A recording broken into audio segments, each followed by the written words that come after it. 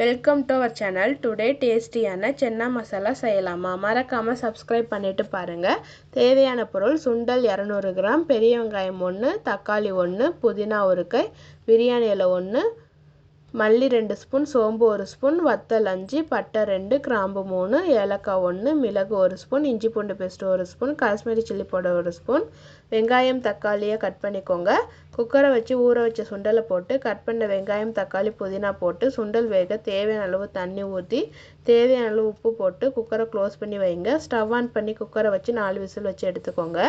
மசாலா வறுக்க stove on பண்ணி கடாய் வச்சு 2 ஸ்பூன் மல்லி, 2 ஸ்பூன் சோம்பு, 1 ஸ்பூன் மிளகு, 5 வத்தல், 2 பட்டை, 3 கிராம்பு, 1 ஏலக்காய், ஒரு பிரியாணி இலை போட்டு நல்லா வறுத்து எடுத்துக்கோங்க. மசாலா ஆறணுன்னா ஜாரை வச்சு வறுத்த மசாலாவை போட்டு நல்லா பவுட்ரு பண்ணி எடுத்துக்கோங்க. குக்கரில் ப்ரெஷர் ரிலீஸ் ஆனோன்னே 1 கை சுண்டலை எடுத்து வச்சுக்கோங்க. ஸ்டவ் ஆன் பண்ணி கடாய் வச்சு 3 ஸ்பூன் ஆயில் ஊற்றி 1 ஸ்பூன் இஞ்சி பூண்டு பேஸ்ட்டு போட்டு மிக்ஸ் பண்ணுங்கள். வறுத்து அரைச்ச மசாலாவை பாதி போட்டு மிக்ஸ் பண்ணி 1 ஸ்பூன் காஷ்மீரி சில்லி பவுடர் போட்டு மிக்ஸ் பண்ணுங்கள்.